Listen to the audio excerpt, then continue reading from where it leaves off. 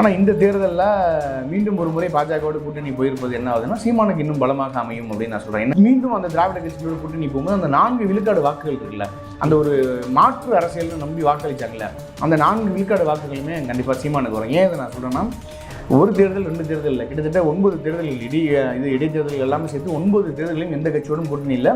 மீண்டும் 2026 தனிச்சு தான் நிற்பேன் அப்படின்னு நாம் தமிழர் கட்சி சொல்லும்போது நாம் தமிழர் கட்சியை தான் மாற்று சக்தியாக மக்கள் பார்க்குறாங்க. அந்த 4 விழுக்காடுகள் வாக்கும் நாம் தமிழருக்கு வரும்போது அது 12 விழுக்காடுகளாக ஆகும்.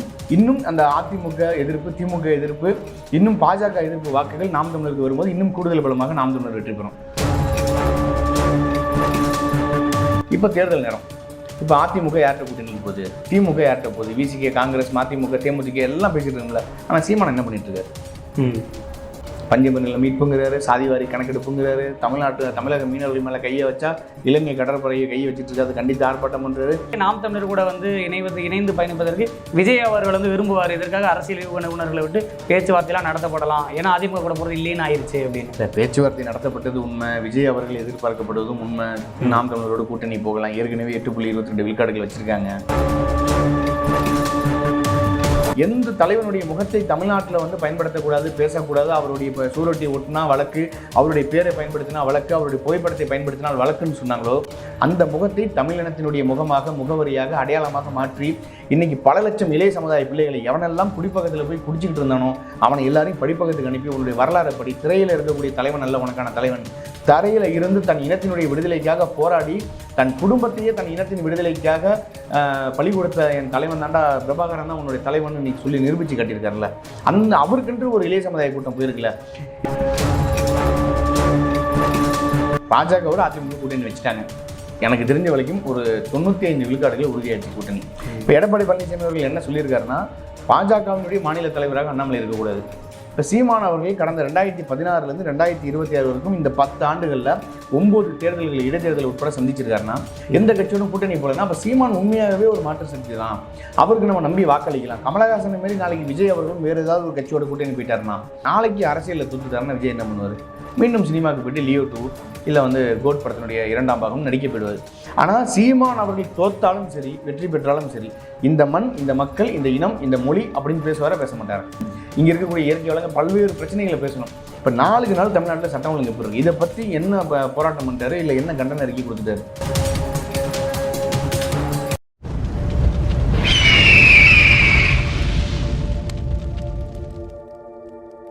அரசியல் கருடன் பார்வையாளர்களுக்கு வணக்கம். இன்றைக்கு நம்முடைய அரசியல் கள நிலவரம் குறித்து விவாதிப்பதற்காக ஊடகவியலாளர் திரு அம்சத் இணைந்திருக்கிறார். அவரிடம் கேட்பதற்கு பல்வேறு கேள்விகள் இருக்கிறதை கேட்டு தெரிந்து கொள்ளலாம். சார் வணக்கம். வணக்கம்.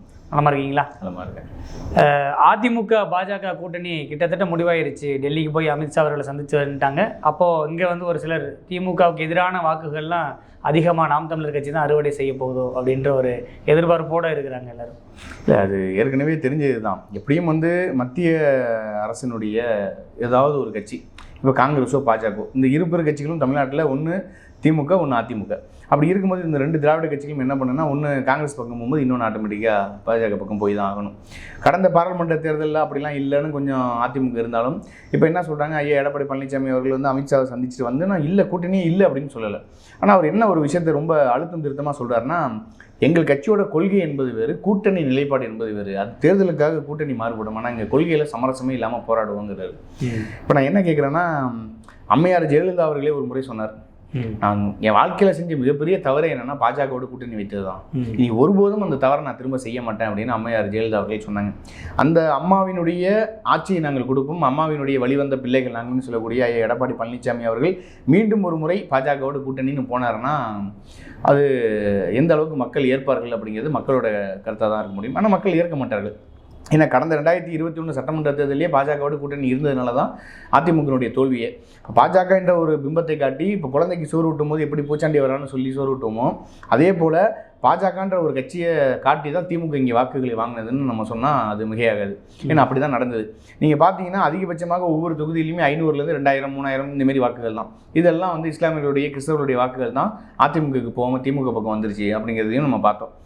ஆனால் இந்த தேர்தலில் மீண்டும் ஒரு முறை பாஜகவோட கூட்டணி போயிருப்பது என்ன ஆகுதுன்னா சீமானுக்கு இன்னும் பலமாக அமையும் அப்படின்னு நான் சொல்கிறேன். என்ன காரணம் அப்படின்னா, திமுக அதிமுகனுடைய திராவிட கட்சிகள் இல்லாத வாக்குகள் எப்போதுமே நாம் தமிழருக்கு வந்துடும். அப்படி இருக்கும் பட்சத்தில் விஜய் ஒரு பக்கம் வராரு, ஒருவேளை விஜய்க்கு அந்த வாக்குகள் போகுமா அப்படின்னா அதுக்கு வாய்ப்புகள் குறைவு தான். ஏன்னா இதே ஐயா கமலஹாசன் அவர்கள் கடந்த தேர்தலில் போட்டியிடும் போது என்ன பண்ணார் அப்படின்னா 4 விழுக்காடு வாக்குகள் வாங்கியிருந்தாருன்னு நினைக்கிறேன், சரியா என்னுடைய ஞாபகம் சரியாக இருந்தால். அந்த 4 விழுக்காடு வாக்குகளும் பார்த்தீங்கன்னா திமுக, அதிமுக மற்றும் நாம் தமிழர் உட்பட, நாம் தமிழருக்கும் எதிரான வாக்குகள் தான் அந்த 4 விழுக்காடு. ஆனால் டார்ச் லைட்டை வச்சு டிவியெல்லாம் உடைச்ச ஐயா கமலஹாசன் அவர்கள் வந்து தம்பி உதயநிதிக்கு நானும், எனக்கு தம்பி உதயநிதியும் பலமாக இருப்பது தான் சரியாக இருக்கும் அப்படின்னு சொல்லிட்டு ஒரே ஒரு ராஜ்யசபா சீட்டு கொடுப்பாங்களா, எப்படியாவது ராஜ்யசபாவில் உள்ளே போயிடணும்னு நினச்சவர் தான் ஐயா கமலஹாசன் அவர்கள்.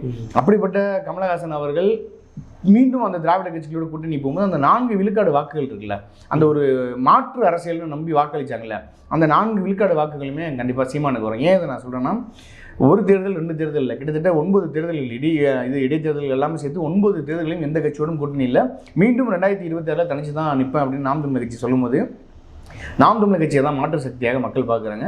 அந்த 4 விழுக்காடுகள் வாக்கும் நாம் தமிழருக்கு வரும்போது அது 12 விழுக்காடுகளாக ஆகும். இன்னும் அந்த அதிமுக எதிர்ப்பு, திமுக எதிர்ப்பு, இன்னும் பாஜக எதிர்ப்பு வாக்குகள் நாம் தமிழருக்கு வரும்போது இன்னும் கூடுதல் பலமாக நாம் தமிழர் வெற்றி பெறும். இல்லை, இப்போ பொதுவாக இதற்கு முன்பெல்லாம் வந்து நாம் தமிழர் வந்து அவங்க வந்து சேர்த்து பேச மாட்டாங்க, சொன்ன மாதிரி ஆட்டையிலேயே சேர்க்க மாட்டாங்க அப்படின்ற மாதிரிலாம் சொல்லுவாங்க. இப்போ வந்து அதிமுக பாஜக இதாகிருச்சு, இங்கே வந்து திமுகவுடைய கூட்டணிகளும் பெரியுது. அப்போ நாம் தமிழருக்கு திமுகவுடைய எதிர்ப்புகளாக இருந்தால் அது நாம் தமிழருக்கு தான் போகும் அப்படின்னு ஒரு ஆணித்தனமாக இன்னைக்கு சொல்கிறக்கூடிய அளவுக்கு நாம் தமிழர் இன்னைக்கு தவிர்க்க முடியாத ஒரு சக்தியாக வந்து, அது ஏன் தவிர்க்க முடியாத சக்தியாக அங்கே நாம் தமிழர் உருவாகி இருக்குன்னா, கடந்த 2001 பார்த்தீங்கன்னா முத்துவேல், கருணாநிதி, ஸ்டாலின் ஆகிய நான் அப்படின்னு முதல்வர் ஸ்டாலின் அவர்கள் பதவி இருக்கும்போது பெரும்பாலானோர் வந்து பெரிய அளவில் அதிருப்தியில் இல்லை.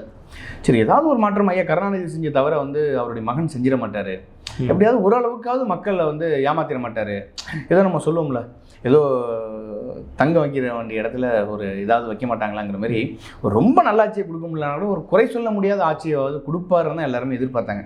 ஆனால் இன்றைக்கி என்ன ஆயிடுச்சுன்னா, மக்கள் கழுவி காரி உமிழ்நீர் இருக்குல்ல, அதை காவிரி அணை மாரி ஒரு அணையில் விட்டால் கூட ஓடும்போது, ஏன்னா அந்த அளவுக்கு ஒட்டுமொத்த இந்தியாவுமே காரி உமிழ்கிறது தமிழ்நாட்டை. நாளுக்கு நாள் நீங்கள் பாருங்கள், ஒரு லிஸ்ட்டு ஒன்று படித்து கட்டவா, இந்த கடந்த ஒரு மாதத்தில் எத்தனை படுகொலை நானும் பார்த்துக்கிட்டு தான் இருக்கேன். எல்லாரும் ஒருத்தர் திருநெல்வேலியில் வந்து ஆர்டிஐ போட்டு கூட தகவல் வாங்கி வச்சிருக்கிறாங்க, இவ்வளவு கொலைகள் நடந்திருக்கு கடந்த 4 மாதத்தில் அப்படின்னு. தினந்தோறும் செயின் பறிப்பு சம்பவங்களை கேள்விப்படுறோம், தினந்தோறும் கருப்பிடிப்பு சம்பவங்களை கேள்விப்படுறோம். கொலை வந்து குறிப்பாக தினந்தோறும் நடக்கிறத நம்ம கேள்விப்படுறதை மறுக்க முடியாது. இப்போ திமுகவுடைய எதிர்ப்பு அப்படின்றது வந்து இரு வகைகளாக பிரிக்கலாம். இப்போ இஸ்லாமியர்கள் ஒரு பக்கம், கிறிஸ்தவர்கள் ஒரு பக்கம். இப்போ இஸ்லாமியர் கிறிஸ்தவர்னாலே திமுக தான் கண்ணை மூடிட்டு வாக்கு போட்டுருவாங்க அப்படின்னு ஒரு பார்வை இருக்குது. அப்போ அவர்களெல்லாம் இப்போ நாம் தமிழர் பக்கத்து வாக்கு செலுத்துவார்கள் அப்படின்ற ஒரு பார்வை. ஏன் செலுத்துவாங்க அப்படின்னா, இஸ்லாமியர்களுடைய வாக்கு பெரும்பான்மையான வாக்குகள் வந்து பார்த்திங்கன்னா திமுக பக்கம் தான் போகும். ஏன்னா ஆரம்ப காலகட்டத்திலேருந்து திமுக என்ன பண்ணிட்டாங்கன்னா, இஸ்லாமியர்களுடைய பாதுகாவலர் நாங்கள் தான், இஸ்லாமியர்களுக்கு 3.5 விழுக்காடு கொடுத்தது நாங்கள் தான், இஸ்லாமியர்களை எங்களை விட்டால் யாருமே பாதுகாப்பு இல்லைமாங்க. ஆனால் உண்மையாகவே திமுகவுக்கு பாதுகாப்பு இஸ்லாமியர்கள் தான். அந்த இஸ்லாமியர்களுடைய வாக்குகளை பாஜக என்று சொல்லி, பாசிசம் என்று சொல்லி ஏமாற்றி அந்த வாக்குகளை பறிப்பது திமுக தான். எந்த இடத்துல இஸ்லாமியர்களுக்கு ஆதரவாக திமுக நின்றதுன்னு ஒரு கேள்வி இருக்குது. அது கேரளா ஸ்டோரி படம் வெளியாகும் போதும் சரி, காஷ்மீர் ஃபைல் வெளியாகும் போதும் சரி, சட்டமன்றத்தில் இஸ்லாமிய மத தீவிரவாதிகள் தமிழ்நாட்டுக்குள்ளே ஊடுருவி விட்டார்கள்னு பேசுனது ஐயா கருணாநிதி. ஐயா பழனி பாபா அவர்கள் சொல்கிறாங்க, ஒரு முறை வந்து கருணாநிதி ஆட்சி பொறுப்பேற்ற 25 மாதத்தில் 852 இஸ்லாமியர்கள் மேலே வழக்கு போட்டிருக்காங்க. நான் உட்பட என்னை சார்ந்த 5 பேர்கள் மேலே வழக்கு போட்டு புழல் சிறையில் தள்ளினாங்க. 11 இஸ்லாமிய பெண்கள் வந்து கற்பழிக்கப்பட்டிருக்காங்க. இதை நான் கருணாநிதி கிட்ட போய் கேட்கும்போது, என்ன கருணாநிதி இப்படிலாம் நடக்குது அப்படின்னு கேட்கும்போது, பாபா கொஞ்சம் சும்மா இருங்க, ஏன்னா மத்திய அரசு வந்து முரசொலி மாறனுக்கு வந்து ரொம்ப நெருக்கடி கொடுக்குறாங்க, அதனால் ஒன்றும் பண்ண முடியலன்றாரு. அப்போ அந்த இடத்துல நான் எந்திரிச்சு வந்தேன். திமுகவுக்கு என்னை போல் ஆதரவு அளித்தவன் யாரும் இல்லை, அந்த அளவுக்கு நான் ஆதரவு அளித்தேன். ஏன்னா தொப்பி பையன் எம்ஜிஆரை எதுக்க வேண்டிய தேவையில்லை, நான் திமுகவுக்கு ஆதரவு கொடுத்தேன். ஆனால் அந்த திமுகவுமே இஸ்லாமியர்களுக்கு எதிரான கட்சினா, ஒட்டுமொத்த இந்தியாவிலையுமே கருணாநிதி ஆட்சி பொறுப்பேற்ற 25 மாதங்களில் 11 இஸ்லாமிய பெண்கள் கற்பழிக்கப்பட்டிருக்காங்க. 852 பேர் மேலே வழக்கு போட்டு புழல் சிறையில் தள்ளியிருக்காங்க. அப்படிங்கும்போது இஸ்லாமியர்களுக்கு ரொம்ப விரோதமான ஒரு கட்சினா தமிழ்நாட்டில் அது திமுக தாங்கிறத நான் புரிஞ்சுக்கிட்டேன். அதுக்கப்புறம் தான் நான் வந்து அவர்களை விமர்சனம் பண்ண ஆரம்பிக்கிறேன். கருணாநிதி இஸ்லாமியர்களுடைய துரோகி, அவனை வந்து ஒருபோதும் ஏற்றுக்கொள்ளாதீங்க, இஸ்லாமியர்கள் ஏற்றுக்கொள்ளாதீங்கன்னு பழனி பாபா பேசியிருக்காரு. இதை நான் சொல்லலை, பழனி பாபா சொல்லியிருக்காரு. அப்போ எந்த இடத்துல இஸ்லாமியர்களுக்கு ஆதரவாக திமுக நின்றுச்சுன்னு ஒரு கேள்வி இருக்கு. ஏற்கனவே அதிமுக கூட வந்து விஜய் அவர்கள் போகிறதா வந்து சொல்லிட்டு இருந்தாங்க, பேச்சுவார்த்தை நடக்கிறதா சொல்லிட்டு இருந்தாங்க. இப்போ வந்து அது இல்லைன்னு ஆகிப்போச்சு. ஏன்னா பாஜக கூட போய் அவங்க போய் கூட்டணி சேர்ந்துருவாங்கன்ற பட்சத்தில் நாம் தமிழர் கூட வந்து விஜய் அவர்கள் வந்து சேர்ந்துருவாரு, அதற்கான பேச்சுவார்த்தை. விஜய் வந்து பாஜகவோட நான் கூட்டணி போக மாட்டேன்னு எங்கேயாவது உறுதியாக சொல்லியிருக்காரா? இல்ல பாசிசம் அவங்க மட்டும் அவர் என்ன சொல்றாருன்னா, நீங்க என்ன தப்பு பண்றாங்கன்னா நீங்களும் தப்பு பண்ணலையா? அது எப்போ இருக்குன்னா, அவனை நீ வந்து கெட்டவன் சொல்லியா, அப்ப நீ வந்து நல்லவனா அப்படின்னு நம்ம கேட்டுக்கிட்டு அவங்களுக்கு ஆதரவா பேசுற மாதிரி தான் அது பேசுறாரு. அவங்க பாசிசம்னா அப்ப நீங்க பாயசம் தானே அப்படின்னா எந்த இடத்துல பாஜகவை நேரடியாக விஜய் அவர்கள் விமர்சனம் பண்ணியிருக்காரு? இப்ப நான் கேட்கிறேன், இந்த திருப்பரங்குன்றம் மலை பிரச்சனை வந்தது, இந்த சிஐஏ பிரச்சனை வந்தது, இல்ல என்ஐஏ, இப்ப சிஐஏ பிரச்சனை அப்ப கூட விஜய் கட்சி தொடங்கல, இந்த என்ஐஏ பிரச்சனை வரும்போது விஜய் கட்சி தொடங்கிட்டாரு. ஏன் ஒரு அறிக்கை, ஒரு கண்டன அறிக்கை எஸ்டிபிஐ கட்சியை சார்ந்தவர்கள் கைது பண்ணப்படுறாங்க இல்ல சோதனை பண்ண போறாங்கன்னு ஏன் பேசல? எந்த இடத்துல விஜய் அவர்கள் வந்து ஆளுநர் வேணான்னு சொன்னார்? அதே ஆளுநர்கிட்ட போய் தானே அவர் வந்து மனு கொடுத்தாரு. கொடுத்துட்டு இது மாதிரி பெண்களுக்கு பாதுகாப்பு இல்லை, சட்டம் ஒழுங்கு சரியில்லைங்கிறாரு. அப்போ ஆளுநரே தேவையில்லைன்னு சொல்லக்கூடிய நீங்கள் எப்படி ஆளுநரை சந்திப்பீங்கிற ஒரு கேள்வி இருக்கு. அப்போ என்னன்னா, விஜய் அவர்கள் பாஜகவோட கூட்டணிக்கு போனாலும் ஆச்சரியப்படுவதற்கு இல்லை. ஏன் நான் சொல்றேன்னா, ஒரு புறம் விஜய் அவர்கள் வந்து திமுகவை எதிர்க்க வேண்டும்ங்கிற ஒரு நிலையில இருக்காரு, இன்னொரு புறம் தனிச்சு களம் கண்டா 234 தொகுதியில் நீங்க என்ன நினைக்கிறீங்க? விஜய் ஒரு தொகுதியில் எத்தனை வாக்கு வாங்கிடுவாருன்னு நினைக்கிறீங்க? இல்லை, அவர்களுக்கும் வந்து இன்னைக்கு வந்து ரசிகர் பட்டாளம் இருக்குன்றாங்க. கிட்டத்தட்ட ரசிகர் மன்றங்களே வந்து பெரும்பான்மையான இடங்களில் வந்து இந்த உள்ளாட்சி தேர்தலில் இருந்து வார்டு கவுன்சிலர்களாக நின்று வெற்றி பெற்றதெல்லாம் சொல்லப்படுது. இந்த தேர்தலில் எந்த அளவுக்கு அது வந்து சாத்தியமாக இருக்கும்? ஏன்னா விஜய் ரசிகனாக இருக்கக்கூடியவர்கள் திமுகவினுடைய தொண்டனாக இருப்பான், அதிமுகவினுடைய தொண்டர்களாக, பாஜகவினுடைய தொண்டராக, காங்கிரஸ், மதிமுக, விசிக, நாம் தமிழர், இப்படி பல்வேறு கட்சிகளுடைய தொண்டர்களாக இருப்பாங்க. ஆனால் அரசியல் கட்சின்னு வரும்போது அவர்கள் அந்த நிலைப்பாட்டில் இருக்காங்களாங்கிற ஒரு கேள்வி இருக்குது. இப்போ நான் சொல்கிறேன், இப்போ எனக்கு விஜய் அவர்களை ரொம்ப பிடிக்கும். விஜயனுடைய திரைப்படங்களை நான் பார்ப்பேன். முதல் நாள் போய் பார்க்கணும், விஜய் அவர்களுடைய படங்கள் நல்லா இருக்கும் அப்படிலாம் நினைக்கிறது உண்டு. விஜய் அவர்களை ரசித்ததும் உண்டு. அப்போ அதற்காக விஜயனுடைய அரசியலுக்கு நான் வாக்கு செலுத்தினா என்ன மாரி ஒரு முட்டாளை பார்க்க முடியுமா? ஏன்னா எந்த இடத்துல விஜய் அவர்கள் தரையில் இறங்கி போராடி இருக்காரு மக்களுக்காக. திரையில் பார்ப்பதனால, திரையில் 10 பேரோட சண்டை போடுவதனால அது மட்டுமே எனக்கு போதும் அப்படின்னு நினைப்பது அரசியல் அல்ல. களத்துக்கு வரணும், மக்களோட மக்களாக நிற்கணும், மக்களுடைய பிரச்சனையை பேசணும், இன பிரச்சனையை பேசணும், மொழி பிரச்சனையை பேசணும், இங்கே இருக்கக்கூடிய இயற்கை வளங்க பல்வேறு பிரச்சனைகளை பேசணும். இப்போ நாளுக்கு நாள் தமிழ்நாட்டில் சட்டம் ஒழுங்கு எப்படி இருக்கு, இதை பற்றி என்ன போராட்டம் பண்ணிட்டாரு, இல்லை என்ன கண்டன அறிக்கை கொடுத்துட்டாரு? திமுக இருந்து காப்பாற்றணும், நம்ம இதுதான் ஒரே ஒரு நமக்கான விடியல் அப்படின்னு சொல்லி விஜய் அதெல்லாம் தமிழ்நாட்டு மக்களை திமுகவிடமிருந்து காக்க வேண்டும், அது வேணா மறுக்க முடியாத உண்மை. ஆனால் விஜய் அதை செய்வாராங்கிறது தான் கேள்வி. இது என்ன சினிமாவா? கையில் ஒரு துப்பாக்கி எடுத்துகிட்டு போயிட்டு 10 பேரை வந்து அடிச்சுட்டு உதச்சிட்டு அந்த நிலத்தை மீட்டு எடுத்துட்டேன், நான் வந்து புரட்சிவாதி ஆகிட்டேன் அப்படிங்கிறதுக்கு. சினிமா என்பது வேறு, அரசியல் என்பது வேறு. எடுத்த உடனே நீங்கள் அரசியலுக்குள்ளே வரீங்க அப்படின்னா, விஜய் அவர்களே சொன்னார், இது வந்து இந்த குளம் வந்து முதலைகள் நிறைந்த ஒரு குளம், பார்த்து கால வைக்கணும்லாம் சொல்லி என்னை பயமுறுத்தினாங்க, நான் ஆச்சா பூச்சா அப்படி இப்படி நான் பயப்பட மாட்டேன் அப்படிலாம் சொன்னார். ஆனால் இன்றைக்கி ஏன் பிரசாந்த் கிஷோர் ஒருவரை நீங்கள் கொண்டு வரீங்க? உங்களுக்கு அரசியல் தெரியும், தமிழ்நாட்டில் என்ன இருக்குது, ராமநாதபுரம் மண்ணில் என்ன விளையும், சிவகங்கை மண்ணில் என்ன விளையும், புதுக்கோட்டை பக்கம் என்ன விளையும், தஞ்சாவூரில் என்ன விளையும் எல்லாமே தெரியும். எத்தனை தொகுதி இருக்குது, எத்தனை மாவட்டம் இருக்குது, என்ன பிரச்சனை இருக்குன்னு எல்லாமே தெரிஞ்சிருக்கிற உங்களுக்கு எதற்கு பிரசாந்த் கிஷோருங்கிற ஒரு ஆள்? இப்போ ஆந்திராவிலேருந்து வந்த ஐயா ஸ்டாலின் அவர்களுக்கோ இல்லை ஐயா கருணாநிதி குடும்பத்துக்கோ தமிழ்நாட்டில் என்ன நடக்குதுன்னு வேணால் தெரியாமல் இருக்கலாம். அவர்கள் வேணால் ஒரு அரசியல் வியூக வகுப்பாளர் பிரசாந்த் கிஷோர் அவர்களை பல கோடி ரூபாய், பல ஆயிரம் கோடி ரூபாய் கொடுத்து ஒரு தேர்தல் வியூக வகுப்பாளராக வச்சுக்கலாம். ஆனால் இந்த மண்ணை நான் நேசிக்கிறேன், இந்த மண்ணினுடைய மகன் நான் சொல்லக்கூடிய விஜய் அவர்களுக்கு இந்த தமிழ்நாட்டில் என்ன இருக்குன்னு தெரியாததா பிரசாந்த் கிஷோருக்கு தெரிய போகுது? அப்போ எதன் அடிப்படையில் நீங்கள் அரசியலை சந்திக்க போகிறீங்க, தேர்தலை சந்திக்க போகிறீங்க? இது வரைக்கும் ஒரே ஒரு பத்திரிகையாளர் சந்திப்பை நடத்தி அவர் பேசியிருக்காரா? ஒன்றுமே பேசலை. அப்போ நான் என்ன சொல்கிறேன்னா, மக்களுடைய பிரச்சனைக்கு தொடர்ந்து களமாடக்கூடியவர், மக்களுடைய பிரச்சனையோட களத்தில் நிற்கக்கூடியவர். இப்போ நீங்கள் பாருங்கள், இப்போ தேர்தல் நேரம், இப்போ அதிமுக யார்கிட்ட கூட்டணிக்கு போகுது, திமுக யார்கிட்ட போகுது, விசிக, காங்கிரஸ், மதிமுக, தேமுதிக எல்லாம் பேசிட்டு இருக்கோம்ல. ஆனால் சீமான் என்ன பண்ணிட்டு இருக்காரு? பஞ்சமநில மீட்புங்கிறாரு, சாதிவாரி கணக்கெடுப்புங்கிறாரு, தமிழக மீனவர்கள் மேலே கையை வச்சா இலங்கை கடற்படையை கையை வச்சுட்டு இருக்காது, கண்டித்து ஆர்ப்பாட்டம் பண்ணுறாரு. அடுத்து கனிம வளத்தை வந்து கடத்தாத வெட்டாதுன்னு சொல்லி அங்கே ஒரு போராட்டத்தை அறிவிக்கிறாரு. அடுத்து இனமீட்சி அங்கே ஒரு கூட்டம் நடத்துகிறாரு. அடுத்து வீரத்தமிழர் முன்னணி சார்பாக ஒரு பொதுக்கூட்டத்தை நடத்துகிறாரு. அனைத்து சமுதாய மக்களையும் ஒன்று திரட்டி ஒருவனுடைய பிரச்சனைக்கு அனைவரும் போராடணுங்கிறாரு. இப்போ அப்படிப்பட்டவரை வந்து நீங்கள் தலைவனாக பார்ப்பீங்களா? இல்லை தேர்தல் வரும் காத்திருப்போம், பேசுங்க 2 வார்த்தை அப்படின்னா பாயிண்ட் வரட்டும், காத்திருப்போங்கிற மாதிரி. இல்லை, வரட்டும். 2026 தேர்தலே வந்து எல்லாரும் இதற்கு முன்பு இந்த பாஜக கூட வந்து இன்னைக்கு அதிமுக பேச்சுவார்த்தை நடத்துறதுக்கு முன்பாக வந்து பார்த்தீங்கன்னா கிட்டத்தட்ட 5 முனை போட்டியாக இருக்கும் அப்படின்னாங்க. இப்போ வந்து பாஜக அதிமுக வந்து கூட்டணி கிட்டத்தட்ட முடிவு பண்ணிட்டாங்க, பேசிட்டு வந்துட்டாங்க அப்படின்னு நினச்சதுக்கப்புறம் இப்போ 4 முனை போட்டியாக தான் இருக்கும். அதில் நாம் தமிழருக்கு வந்து மிக முக்கியத்துவம் வாய்ந்ததாக பார்க்கப்படும் அப்படின்ட்டு. இல்லை, உண்மையாகவே நாம் தமிழர் கட்சி முக்கியத்துவம் வாய்ந்த கட்சியாக பார்க்கப்படும். என்னன்னா, அதுக்கு தான் நான் ஆரம்பத்திலேயே ஐயா கமலஹாசன் சொல்லியிருந்தேன், ஒரு மாற்று அரசியல் என்பது என்னன்னா, ஒரு மக்கள் ஒருத்தனை நம்பணும். இப்போ சீமான் அவர்கள் கடந்த 2016 2026 வரைக்கும் இந்த 10 ஆண்டுகளில் 9 தேர்தல்கள், இடைத்தேர்தல் உட்பட சந்திச்சிருக்காருன்னா எந்த கட்சியோடும் கூட்டணி போலன்னா அப்போ சீமான் உண்மையாகவே ஒரு மாற்று சக்தி தான், அவருக்கு நம்ம நம்பி வாக்களிக்கலாம். கமலஹாசன் மாரி நாளைக்கு விஜய் அவர்களும் வேறு ஏதாவது ஒரு கட்சியோட கூட்டணி போயிட்டாருன்னா, இல்லை விஜய் அவர்கள் நாளைக்கு தேர்தலில் தோத்துட்டு திடீர்னு வந்து நான் வந்து கோட் படத்தினுடைய பார்ட் 2 பண்ண போகிறேன், லியோவோட பார்ட் 2 பண்ண போகிறேன், இந்த ஸ்டைலில் நாங்கள் வந்து ஹேர் ஸ்டைல் மாற்ற போகிறோம், இந்த காஸ்டியூம் போட்டு நான் நடிக்க போகிறோம், லொக்கேஷனுக்காக காஷ்மீர் போகிறோம், அமெரிக்கா போகிறோன்னு போயிட்டாருன்னா அதே தான் ஐயா கமலஹாசன் பண்ணார். வந்தார், கட்சியை ஆரம்பித்தார். அவருக்கு சினிமாவில் ஓரளவுக்கு அந்த மகசூல்னு ஏதோ சொல்லுவாங்க, அது குறைஞ்ச உடனே அரசியல் கட்சி ஆரம்பித்தார். டக்குன்னு விக்ரம்னு ஒரு படம் அவருக்கு ஒரு பெரிய அளவு பேரை கொடுத்து மீண்டும் அவர் வந்து கை கொடுத்து தூக்கி விட்டது. அடுத்து என்ன பண்ணார்? இல்லை அதுக்கப்புறம் அதான் எல்லாரும் போட்டிருந்தாங்க, டார்ச் லைட் எடுத்துக்கிட்டு எங்கேயோ எங்கிட்ட போயிட்டார், ஆளே காணும் அப்படின்னு சினிமாவில் நடிக்க போயிட்டாரு. அப்போ என்னன்னா விஜய் அவர்களுமே வந்து விஜய் அவர்கள் அப்படிலாம் வரல, சினிமாவில் தோல்வி விட்டுலாம் வரல. இப்பவும் ஒரு உச்ச நட்சத்திரமாக இருக்காரு. அவர் அரசியலுக்குள்ளே வந்துருக்காரு. நாளைக்கு அரசியலில் தூத்துட்டாருன்னா விஜய் என்ன பண்ணுவார்? மீண்டும் சினிமாவுக்கு போயிட்டு லியோ 2 இல்லை வந்து கோட் படத்தினுடைய 2ஆம் பாகம் நடிக்க போயிடுவார். ஆனால் சீமான் அவர்கள் தோத்தாலும் சரி வெற்றி பெற்றாலும் சரி இந்த மண், இந்த மக்கள், இந்த இனம், இந்த மொழி அப்படின்னு பேசுவார பேச மாட்டார். இப்போ சீமான் நாளைக்கு தேர்தலில் தோத்துறாருங்க, 2026 சீமான் தோத்துறாரு. சீமான் என்ன பண்ணுவார்? மீண்டும் மக்களுடைய பிரச்சனை என்னவோ அந்த பிரச்சனை களத்துக்கு போவார். எங்கெல்லாம் நிலங்கள் அபகரிக்கப்படுதோ, எங்கெல்லாம் விவசாய நிலங்கள் கையகப்படுத்தப்படுகிறதோ, எங்கெல்லாம் தமிழ் மக்களுக்கு இன்னல்கள் இழைக்கப்படுகிறதோ, அநீதி இழைக்கப்படுகிறதோ, அங்கெல்லாம் அவருடைய கால்களை பயணித்து அந்த மக்களுக்காக அவர் குரல் கொடுத்து அங்கே போராட்டம் பண்ணுவார். ஆனால் விஜய் அப்படி பண்ணுவாராங்கிற ஒரு கேள்வி இருக்குல்ல. எதை நம்பி மக்கள் வாக்களிக்க முடியும் தமிழக வெற்றி கழகத்துக்கு? அப்போ நீங்கள் தோத்துட்டீங்கன்னா நாளைக்கு நீங்கள் சினிமாவுக்கு போயிடுவீங்க, உங்களை நம்பி வாக்களிச்சு நாங்கள் என்ன பண்ண முடியும்னு ஒரு கேள்வி இருக்குல்ல. ஆனால் சீமான் அப்படி இல்லை, வெற்றி பெற்றாலும் தோற்றாலும் இந்த மண்ணுக்கான மக்களுக்கான அரசியலை பண்ணிக்கிட்டே இருப்பார். இல்லை சீமான் அவர்கள் அப்படின்னு சொன்னோடனே, அதாவது அவர் எடுக்கக்கூடிய கொள்கை சித்தாந்தங்களும் விஜய் அவர்கள் அறிவித்ததும் வந்து தமிழ் தேசியமும் திராவிடம் இரு கண்கள் விஜய் அவர்கள் சொல்லும்போது இவங்க 2 பேருக்கு தான் ஒத்து போகுது. அதனாலேயே நாம் தமிழர் கூட வந்து இணைந்து பயணிப்பதற்கு விஜய் அவர்கள் வந்து விரும்புவார். இதற்காக அரசியல் யுக நிபுணர்களை விட்டு பேச்சுவார்த்தையெல்லாம் நடத்தப்படலாம், ஏன்னா அதிமுக கூட போகிறது இல்லைன்னு ஆயிடுச்சு அப்படின்னு. இல்லை, பேச்சுவார்த்தை நடத்தப்பட்டது உண்மை, விஜய் அவர்கள் எதிர்பார்க்கப்படுவதும் உண்மை. நாம் தமிழரோடு கூட்டணி போகலாம், ஏற்கனவே 8.22 விழுக்காடுகள் வச்சுருக்காங்க.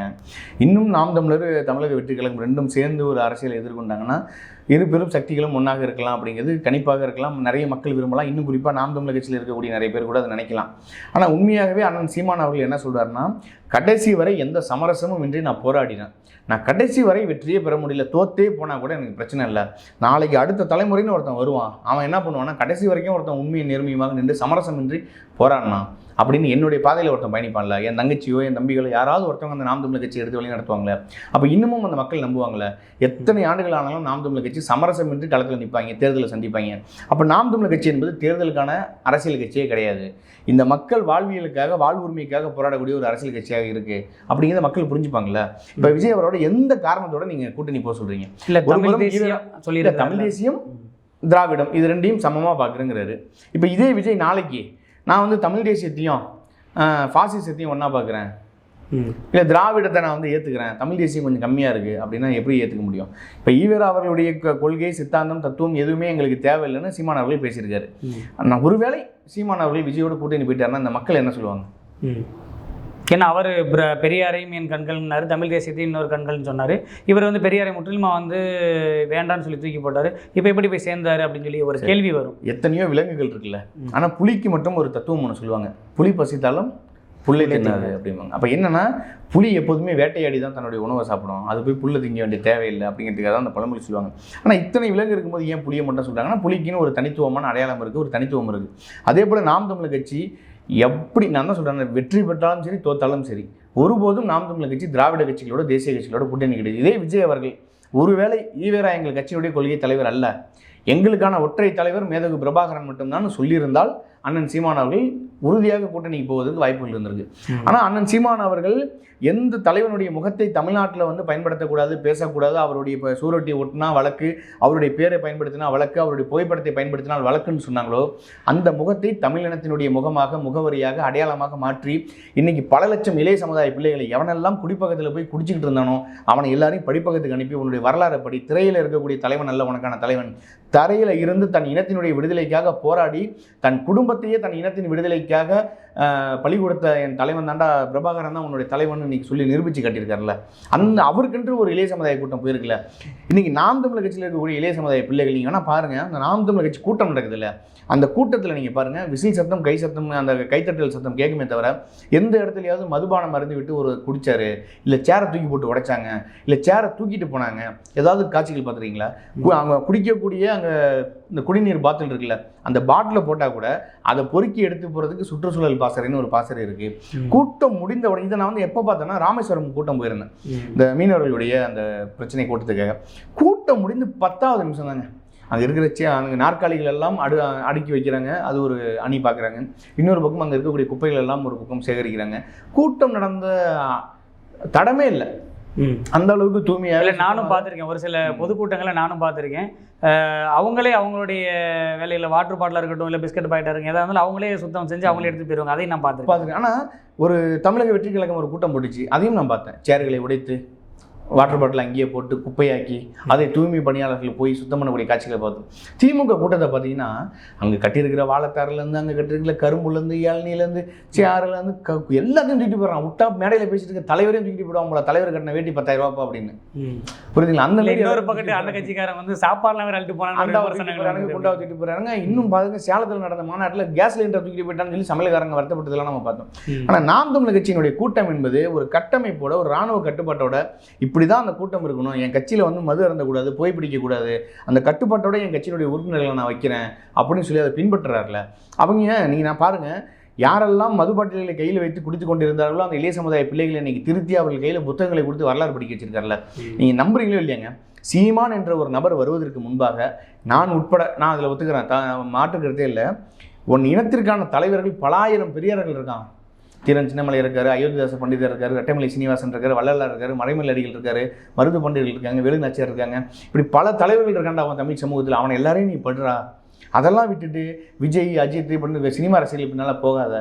கருணாநிதி எல்லாம் உன் தலைவன், உனக்கான ஒரு தலைவன் ஒருத்தன் இருக்கான சொல்லி நீங்கள் அத்தனை இளைய சமுதாய பிள்ளைகளையும் ஒரு படிப்பாளியாக மாற்றிருக்காருல்ல. அதுதான் சீமானுடைய வெற்றின்னு பார்க்குறேன். அப்போ அந்த எண்ணத்தோடு கொண்டவர்கள் எப்போதுமே தமிழக வெற்றி கழகமோ அல்லது திராவிட கட்சிகளோட சீமான் அவர்கள் கூட்டணி போக மாட்டார். ஏங்க, ஒரு சில சீட்டுகளுக்காக தன்னுடைய தம்பி தங்கைகளை அடமானம் வைக்க மாட்டேன்னு அண்ணன் சீமான் சொல்கிறாரு.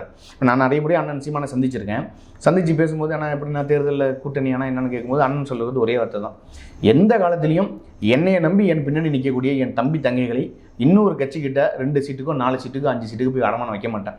அவர்களுக்கென்று ஒரு தன்மானம் இருக்குது, சுயமரியாதை இருக்குது, அதை நான் காப்பாற்றுவேன். கடைசி வரைக்கும் போராடி தோத்தே போனாலும் சரி தனிச்சு தான் கிளம்பிடுவோங்கிறாரு.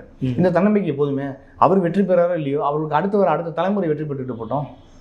இப்போ பொதுவாக வந்து இப்போ நம்ம தேர்தல் வந்தால் என்ன பேசுவோம், காங்கிரஸ் திமுக கூட்டணியில் இருப்பாங்க, அதிமுக பாஜகவில் இருப்பாங்க, மறுபடியும் இப்போ வந்துட்டாங்க, இப்போ திருப்பி மறுபடியும் அவங்ககிட்டே போகிறாங்க அப்படின்னு சொல்லப்படுது.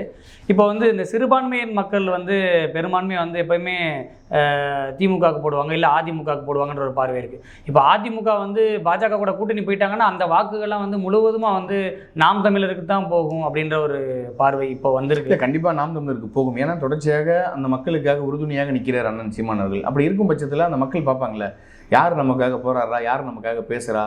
இன்றைக்கி அண்ணன் தடாரங்க அவர்கள் வந்திருக்காரு நாம் தமிழுக்கு ஆதரவாக, எவ்வளோ நாள் வரல. இதே போல் ஒவ்வொருத்தர்களாக மாற்றங்கள் வரும். அதாவது சொல்லுவாங்களே, மாற்றம் என்ற சொல்லை தவிர அனைத்துமே இங்கே மாறும். எது ஒன்றுமே நமக்கு தேவையில்லைன்னு தான் பிறகுது. அப்போ என்னென்னா, எனக்கு ஒரு தேவை, இஸ்லாமியர்களுக்கு பாதுகாப்பாக இருக்கக்கூடியவருக்கு ஒருத்தர் தேவை. இந்திய அரசியல்லையே இஸ்லாமியர்களும் கிறிஸ்தவர்களையும் சிறுபான்மைன்னு சொல்லிட்டு இருந்தாங்க. ஆனால் நீ சிறுபான்மை இல்லைடா, இந்த மண்ணுடைய மைந்தன்றா, நீ இந்த மண்ணை சார்ந்தவன்டா, உன்னை எவனாவது சிறுபான்மைன்னு சொன்னால் சிறுப்பை கழிட்டு அடின்னு சொன்ன ஒற்றை ஆண்மகன் அரசியலில் சீமான் தான். புரியுதுங்களா? அப்படி இருக்கும் பட்சத்தில் அவர் எந்த காலத்திலையும் வந்து இஸ்லாமியர்களுக்கும் கிறிஸ்தவர்களுக்கு எதிராக நிற்க மாட்டார், அவர்களுக்கு ஆதரவாக நிற்பார். அதனால் இஸ்லாமியர்களும் கிறிஸ்தவர்களும் காலங்கள் போக போக சீமான் அவர்களை புரிந்து கொண்டு கொஞ்சம் கொஞ்சமாக உள்ளே வருவாங்க. இல்லை, ஏற்கனவே வந்து எங்கள் திமுகவுடைய கடுமையான விமர்சனங்களை எல்லாம் வந்து வைக்கிறது வந்து இன்றைக்கி நாம் தமிழில் தான் வச்சுக்கிட்டு இருக்காங்க. கிட்டத்தட்ட பிரதான எதிர்க்கட்சியாகவே மாறிட்டு வராங்கன்னு நம்ம அரசியல் விமர்சகர் சொல்கிறதா கேள்விப்பட முடியுது. இப்போ எடப்பாடி அவர்கள் வந்து இப்போ அதிமுக வந்து இப்போ பாஜக கூட கூட்டணி வச்சாங்கன்னா மேலும் வந்து அதிமுக மீது உள்ள நம்பிக்கையெல்லாம் போயிடும் அப்படின்ட்டு சொல்லப்படுது. அது இல்லை, அதான் நான் சொல்கிறேன்னே, இப்போ பாஜகவோட அதிமுக கூட்டணி வச்சுட்டாங்க. எனக்கு தெரிஞ்ச வரைக்கும் ஒரு 95 விழுக்காடுகள் உறுதியாயிடுச்சு கூட்டணி. இப்போ எடப்பாடி பழனிசாமி அவர்கள் என்ன சொல்லியிருக்காருன்னா, பாஜகவினுடைய மாநில தலைவராக அண்ணாமலை இருக்கக்கூடாது, டிடிவி தினகரன் அவர்களோ சசிகலா அவர்களோ ஓபிஎஸ் அவர்களோ எங்களோட கூட்டணிக்கு வரக்கூடாது. அதே போல் திமுக அந்த அதிமுக கூட்டணியில் எத்தனை தொகுதிகளை நாங்கள் உங்களுக்கு கொடுக்குறோம், எந்த தொகுதியில் கொடுக்குறோங்கிறத நாங்கள் தான் முடிவு பண்ணணும், எங்களை நீங்கள் ப்ரெஷர் பண்ணக்கூடாது. இப்படி பல நிபந்தனைகளை வந்து வச்சுருக்காரு. வச்சுட்டு என்ன சொல்கிறாருன்னா, தேர்தல் கூட்டணி என்பது வேறு, கட்சியினுடைய கொள்கை என்பது வேறு அப்படிங்கிறார். அப்போ என்னென்னா, ஒருவேளை கூட்டணி வைக்கலாமா வேணாமான்னு பார்த்தீங்கன்னா கண்டிப்பாக உறுதியாக 100 விழுக்காடு அதிமுக பாஜக கூட்டணி அமைவதற்கு வாய்ப்புகள் இருக்குது. அப்படி தான் இந்த சந்திப்பெல்லாம் நமக்கு சொல்லி காட்டுது. அப்படி கூட்டணியே வேணாங்கிறவங்க ஏன் நிபந்தனைகள் பேசணும்? இப்போ உங்களை எனக்கு பிடிச்சிருந்தா தானே நான் உங்களை வேலைக்கு எடுக்கணும். ஒரு அலுவலகத்தில் உங்களை வேலைக்கு வைக்கணும்னு நினச்சா தானே உங்கள்கிட்ட வந்து பேச முடியும், இவ்வளோ சம்பளம் தரேன், நீங்கள் இந்த விஷயங்கள்லாம் பார்க்கணுன்னு. பிடிக்காதவங்களே வேணாம்னு சொல்லிடலாம்ல. அப்போ கூட்டணிங்கிற ஒன்று அங்கே தேவைப்படுது. அதனால நீங்கள் வந்து நிபந்தனைகள் வைக்கிறீங்க அப்படின்னா கண்டிப்பாக அந்த கூட்டணி வைக்கும்போது ஆட்டோமேட்டிக்காக நாம் தமிழர் கட்சியினுடைய வளர்ச்சி யாராலையும் தடுக்க முடியாது. ஆனால் திமுக இவ்வளோ நாட்களாக பாஜகங்கிற ஒரு பிம்பத்தை அடையாளம் காட்டி வாக்குகளை பெற்றுக்கொண்டிருந்தது. ஆனால் இன்றைக்கி தெரிஞ்சு போச்சு, இந்த கடந்த 4 ஆண்டுகளில் பாஜகவினுடைய ஏ டீம் வந்து திமுக தான். இப்போ பாஜகனுடைய பி டீம் சீமான்னு சொல்லுவாங்க, நாம் தமிழர் கட்சின்னு சொல்லுவாங்க. ஆனால் பாஜகனுடைய ஏ டீமே வந்து திமுக தாங்கிறது எல்லாருக்கும் வெட்ட வெளிச்சமாக தெரிஞ்சு போச்சுக்கும் போது அந்த மக்கள் வாக்கு செலுத்த மாட்டாங்க. நேர்காணலில் கலந்து கொண்டு உங்களுடைய கருத்துக்களை பதிவிட்டமைக்கு மிக்க நன்றி.